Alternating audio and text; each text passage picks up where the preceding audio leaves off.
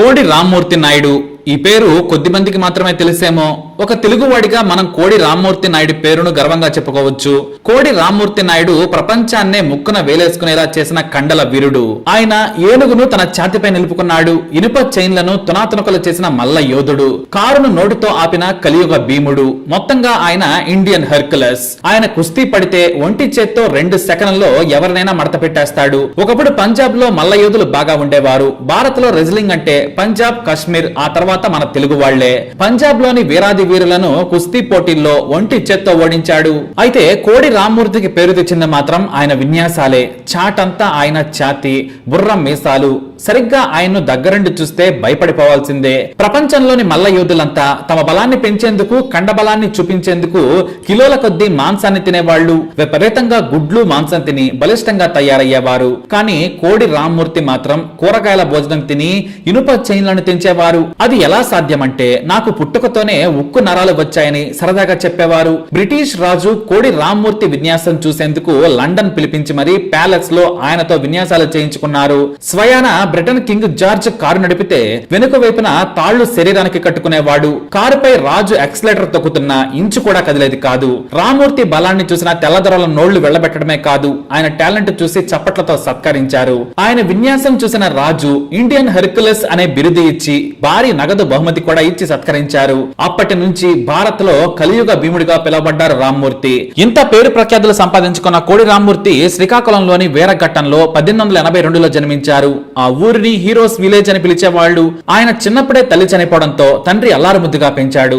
ఆయనకు ప్రభుత్వ ఉద్యోగం ఉండడంతో కొడుకుకి ఎలాంటి కష్టం లేకుండా చూశాడు. కానీ పెరిగే కొద్దీ అల్లరి చిల్లర పనులు ఎక్కువగా చేసేవాడు. మనిషి భారీగా ఉండడంతో తోటి స్నేహితులను కొట్టి గొడవలకు దిగేవాడు. దీంతో అతని తండ్రి వెంకన్న కొడుకును చూసి చిరాకు పడ్డాడు. చదువుకోమని బయటికి పంపినా బలాదురుగా తిరిగేవాడు. దీంతో తట్టుకోలేని ఆయన ఒకరోజు కోడి రామ్మూర్తిని విపరీతంగా కొట్టాడు. దీంతో అలిగి ఇంటి నుంచి వెళ్లిపోయాడు. కొన్ని రోజులు దగ్గరలోనే అడవుల్లో ఉన్నాడు. అది కూడా పులులు ఉన్న ప్రాంతంలో తిరిగి ఎలాంటి బెరుకులు లేకుండా ఆకలికి తట్టుకోలేక మళ్లీ తండ్రి దగ్గరకు చేరుకున్నాడు. అప్పటికే కొడుకు కోసం వెతికిన వెంకన్న దిగాలుతో ఉన్నాడు.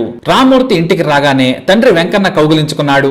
బాగా చదువుకోవాలి నాన్న, లేదంటే సమాజంలో ఎలాంటి గుర్తింపు లేకుండా అయిపోతావు. కష్టపడి నీకు నువ్వు గౌరవంగా ఎదుటి వ్యక్తి ఎదురు చేయి చాచకుండా బ్రతకాలి. అంతకంటే నాకు ఇంకేం వద్దని తన అన్న దగ్గరకు పంపాడు. విజయనగరంలో ఉన్న రామ్మూర్తి పెదనాన్న నారాయణ స్వామి ఇన్స్పెక్టర్ గా పనిచేస్తూ ఉన్నాడు. ఆయన కసరత్తులు చేస్తూ ఉండేవాడు. అప్పుడే కోడి రామ్మూర్తికి బాడీ బిల్డింగ్ పైకి మనసు మళ్ళింది. విజయనగరంలో చాలా మంది యువకులు బాడీ బిల్డింగ్ చేయడం చూసి తాను కూడా వాళ్ళతో జాయిన్ అయ్యాడు.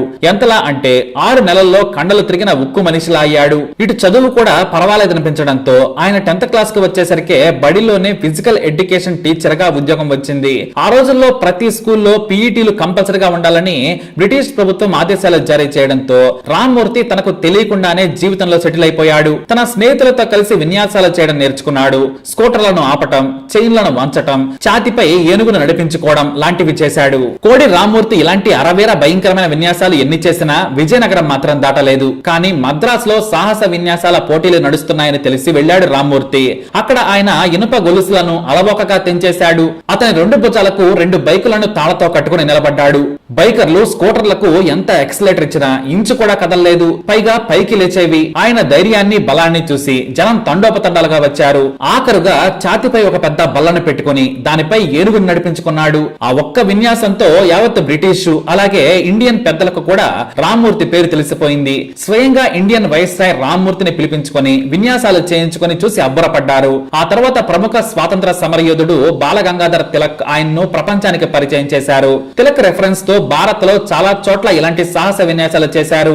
అయితే బర్మాలో ఓ షో చేసి అటు నుంచి అమెరికా వెళ్లాలనుకున్నారు తిలక్. అయితే బర్మాలో ఓ సంఘటన జరిగింది. తాను బస చేసే హోటల్ నుంచి బర్మాలోని ప్రభుత్వ అధికారులు ఆయన్ను స్టార్ హోటల్ కు భోజనానికి పిలిచారు. అయితే తనతో పాటు ఆయన మిత్రులు, వ్యక్తిగత సిబ్బందిని తీసుకుని బయలుదేరుతుంటే కాదు మీరొక్కరే రావాలని ఆదేశించారు. సరేనని కారెక్కిన ఆయనకు చిన్న అనుమానం వచ్చింది. ఆయన కారు వెనక మరో కారు వస్తోంది.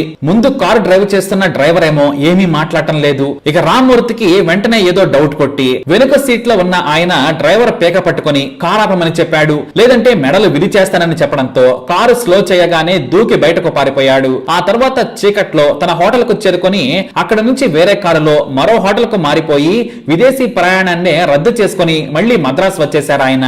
ఒకవేళ ఆ రోజు కనుక ఆయన అలా చేయకపోయి ఉంటే ఏ విష ప్రయోగమో జరిగేదంటారు. ఇండియాకు వచ్చాక మల్ల యుద్ధంలో ఆయన అనుభవాన్ని గొప్పతనాన్ని గుర్తించి డాక్టరేట్ ఇచ్చింది బ్రిటన్ సర్కారు. అప్పటి నుంచి ఆయన ఫిజికల్ ఎడ్యుకేషన్ టీచర్ గా ఎంతో మందికి ట్రైనింగ్ ఇచ్చారు. కొన్నాళ్లు ఫిజికల్ ఎడ్యుకేషన్ లో ప్రొఫెసర్ గా కూడా బాధ్యతలు నిర్వహించారు. వైస్రాయ్లు ఆయనకు భారీగా నగదు బహుమానాలు ఇవ్వడమే కాదు, బ్రిటన్ రాజు ముందు విన్యాసాలు చేసి సాహస వీరుడు అవార్డును గెలుచుకున్నారు. ఆ తర్వాత తన స్నేహితుడు పొట్టి పంతులు సహాయంతో మోడర్న్ సర్కస్ ను ఏర్పాటు చేశారు. పాశ్చాత్య దేశాల్లో మాత్రమే ఉండే విన్యాసాలను ఆయన మొదటిసారి భారత్ లో ప్రవేశపెట్టారు. అందుకే ఆయన్ను మోడర్న్ సర్కస్ పితామహుడు అంటారు.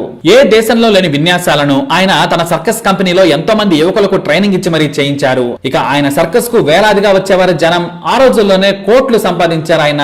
కొన్నాళ్లకు సర్కస్ ను వదిలేశారు. అయినా సరే తన సర్కస్ కంపెనీలోనే స్కూటర్ తో కారుతో విన్యాసాలు స్వయంగా చేశారు. కోడి రామ్మూర్తి సర్కస్ కంపెనీ అంటే జనం విరగబడి వచ్చేవాళ్లు. ఇక ఆ తర్వాత ఆయన వయసు పైబడడంతో పాటు డబ్బులు బాగా సంపాదించాక వీటన్నింటినీ కూడా వదిలేశారు. ఓవైపు స్వాతంత్ర పోరాటం ఊపందుకుంటున్న సమయంలో తాను ఇలా చేయడం సబబు కాదని గ్రహించిన ఆయన సంపాదించిన దాంట్లో 90% పిల్లల ట్రస్టులకు దానం చేశారు. స్వతంత్రం కోసం పోరాడే వాళ్లకు కూడా వేలాది రూపాయలు దానం చేశారు కోడి రామ్మూర్తి. గాలికి తిరిగి అల్లరి కుర్రాడు, ప్రపంచం మెచ్చిన కుస్తీ వీరుడయ్యాడు. ఆ తర్వాత సాహస విన్యాసాలు చేసి బాడీ బిల్డర్ గా గుర్తింపు పొందాడు. ఇక తాను అన్నింటి నుంచి రిటైర్ అయినా ఆరోగ్యంపై ఆయన యువతకు క్లాసులు తీసుకునేవారు. బాడీ గట్టిగా ఉన్నప్పుడే మనసు దృఢంగా ఉంటుంది, ఆత్మవిశ్వాసం పెరుగుతుంది అని స్వయంగా జిమ్ ఏర్పాటు చేసి ఉచితంగా శిక్షణ ఇచ్చారు.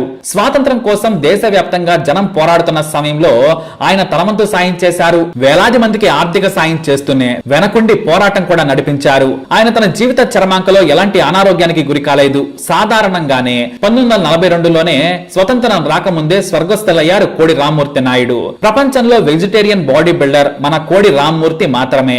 మీరు బలం కోసం ఎలాంటి మాంసం తీసుకుంటారని బ్రిటిష్ రాజు జార్జ్ రాణి క్వీన్ మేరీ ఆసక్తిగా అడిగారు. దానికి ఆయన తాను మాంసం ముట్టను, సాధారణ కూరగాయలు పండ్లు మాత్రమే తీసుకుంటానని చెప్పడంతో అందరూ అవాక్కయ్యారు. మన కోడి రామ్మూర్తి నాయుడు బలం వెనుకున్న రహస్యం వెజిటేరియన్ మాత్రమే. ఇది కోడి రామ్మూర్తి నాయుడు యొక్క గొప్పతనం. మరి తప్పకుండా ఆయనపై మీ అభిప్రాయాన్ని కామెంట్ ద్వారా తెలియజేయండి. వీడియోని లైక్ చేయండి, షేర్ చేయండి, మా ఛానల్ని సబ్స్క్రైబ్ చేసుకోండి.